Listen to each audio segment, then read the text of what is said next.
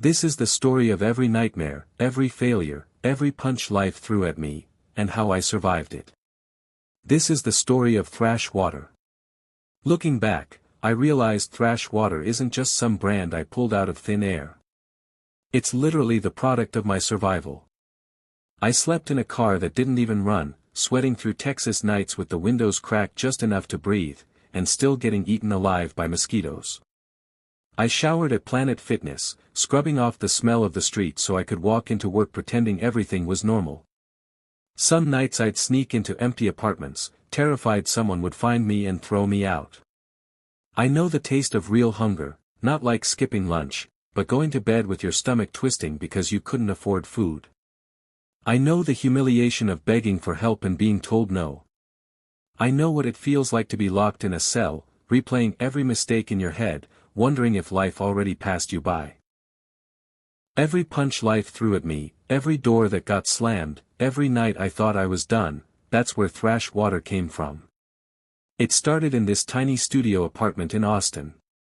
I was working all the time, bank job, long hours, but it felt like I was on a hamster wheel. Pay rent, go to work, come home, repeat. Years were slipping by and I had nothing to show for it except keeping up this apartment I didn't even own. It hit me, I was alive, but I wasn't living. So I made a choice most people wouldn't, I gave up the one thing that felt secure. My own place. I found some student housing downtown, way cheaper. And I moved in with my childhood best friend, a guy I grew up skating with. He had just come from Houston, trying to escape his own abusive relationship. At first it felt like maybe we'd both get a fresh start. But a couple months in, he was gone. Not gone like moved out. Gone into crystal meth. I'd barely see him. He'd show up, get high, disappear. And I'm sitting there watching my friend fall apart while I'm trying to hold myself together. At that point I was chasing stand-up comedy. I didn't know how to write a joke, I obsessed over perfection, but I had this voice in my head saying, do it anyway. My car had already broken down, still sitting at my old apartment complex, so I'd walk downtown to these open mics. I remember the first night. I was terrified. My hands were shaking.